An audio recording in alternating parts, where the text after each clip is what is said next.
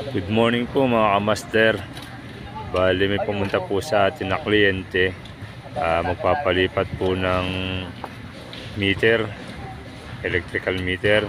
Bali yung po kasing tinatayo ng kanilang meter ay may nakabili na. Pinaalis po nung nakabili. Ito nga po pala, hinahanap natin yung linya dahil ito po ay nakabaon sa ilalim ng lupa. Ay hinanap po namin para maidugsong itong bago para doon sa paglilipatan.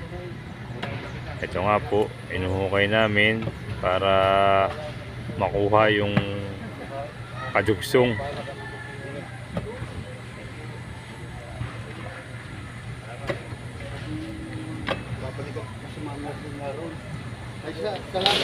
Medyo may kainitan po, kaya lang energy pa rin po naman yan.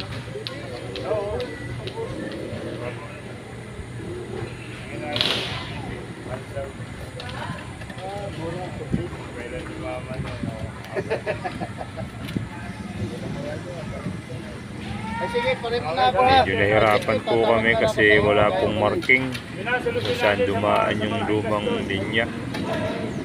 Maputi-put kahit papaano ay may nakapagturo sa amin na dito daw sa parting ito na nakabaon yung lumang linya. Kaya ito po, hinuhukay po ng ating kasamahan, hinahanap po para po mapagdugsong itong bago at yung luma, kasi po medyo malayo-layo po yung pagkakapitang bago, kakapusin po yung ating bagong linya.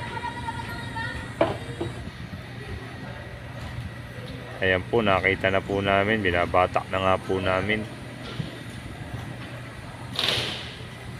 More or less po mga 30 meters po yan.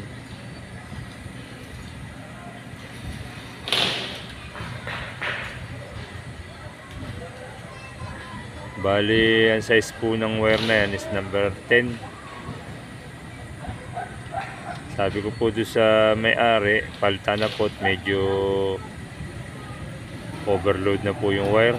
Medyo matigas na. Kaya ang suggestion ko po, palitan na ng bago. Total kapos na rin naman, magdudugsong din. Ay tamang isang dugsong na lang po.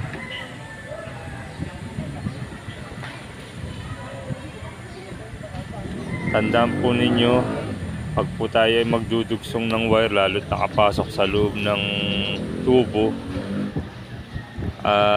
ang ating pong dugsungan ay hindi po pwedeng magkatapat. Kung maaari po mga 2 dangkal, para kung sakali po na masugatan yung electrical tape, hindi sila magkakadikit, hindi po mag-shorted. Mapwera na lang po na mapasok ng tubig. Kaya po ito, bago po natin i-baon uli sa lupa, yan po ay ating isisil. Lalagyan po natin ng bulkasil para kung sakali man po na umulan at ang tubig ay tumiim pa ilalim, hindi po siya papasukin. Ito po, pagdudugsongin na po natin. Sabi ko nga po, pag magdudugsong tayo, kinakailangan mga at least 2 dangkal para kung sakali nga po na magkasugat ang ating electrical tape, hindi sila magkatapat, hindi sila magkakadikit o mag-shorted. Pag po tayo nagdudugsong, ang gamit po nating connection is Western Union joint. Yun po yung habang nababata, lalo pong humihigpit. Hindi po tayo pwedeng magdugsong ng pigtail, lalo na po pag sa tubo, kasi po yun po ay ginagamit lang sa mga junction box pag magpo-connection. Pero pag sa tubo po, nakakailangan po natin na Western Union joint. Ito na nga po, papasok na po natin yung bago. Hinihila po ng ating kasama sa kabilang dulo.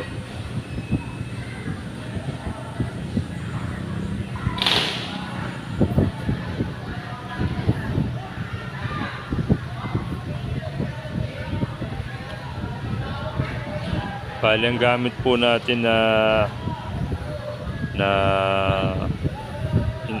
na pipe is pantubig.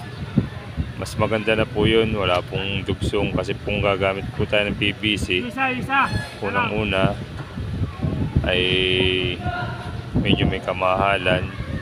Total, ang pinag-uusapan naman po dito is yung protection ng wire sa loob ng PVC. Kasi kung maraming dugsong, hindi po natin may iwasan, hindi po natin sigurado kung yung ating pong shield ng bawat dugsungan ay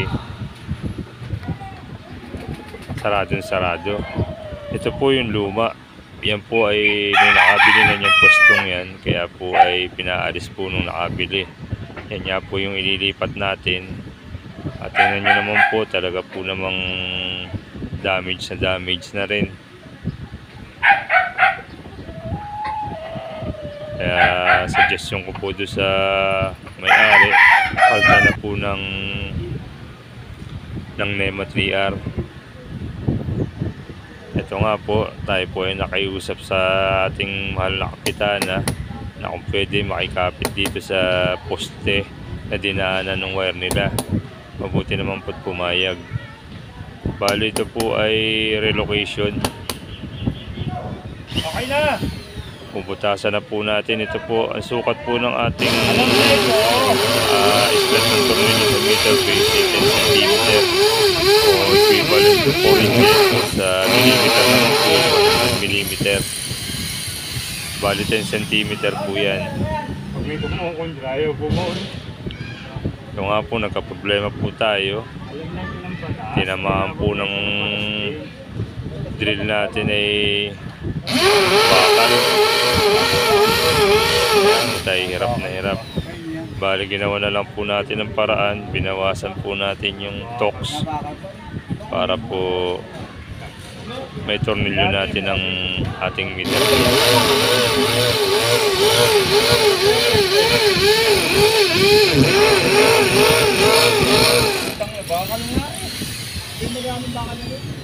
Tandaan nyo rin po lagi, basta tayo po ay mag-i-install ng meter base, lalo't bago, sumunod po tayo sa mga protocol ng electrical provider. Halimbawa po, meron silang mga protocol na kung anong height ng meter base, kung anong gamit na tubo, kung anong gamit na pipe. Kinakalason din po natin para pag nag-inspection po sila ay pasado. Ito naman po ay luma, hindi na po ito dumaan sa ating electrical provider dahil ito naman po may meter na.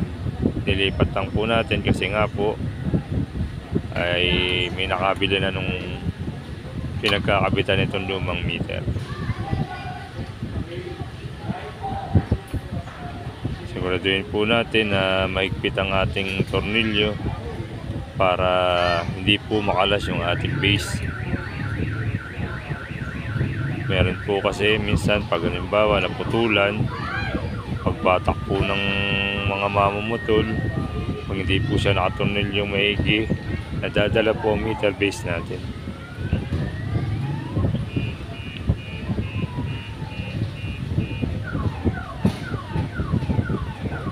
Bali ang excuse me po. Bali ang height ng ating meter base is 5 feet or 5.5 feet. Basta pantay po sa mukha ng tao. Ayan po, pinalitan na po natin siya ng bagong panel, NEMA 3R. Kasi po yung dati siya po ay safety switch lang. Old model po. Wala na pong nagamit niya yun ng ganon.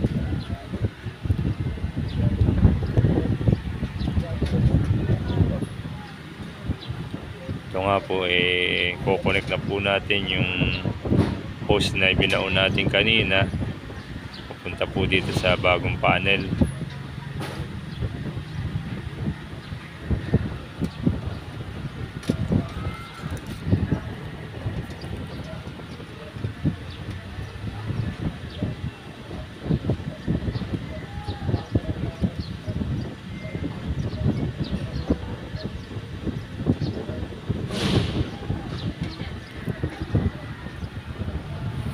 po, sinisiguro po natin na maayos ang ating pagkaka-layout ng ating mga tubo para sa susunod po ang magpapagawa ay masiyahan.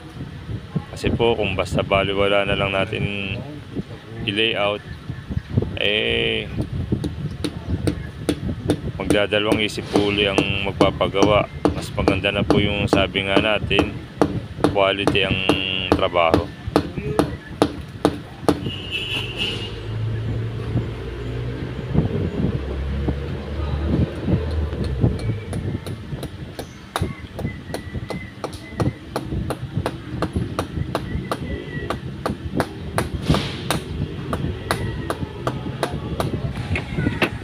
Ayan po, na-connect na po natin. Tingnan nyo naman po ang itsura. Sabi nga po natin, pag pulido, masisiyahan po ang ating customer, ang ating mga kliyente. Okay na po, tatap na po natin. Bali, nag-drop po tayo ng wire kasi medyo malayo na po tayo doon sa drop ng Meralco.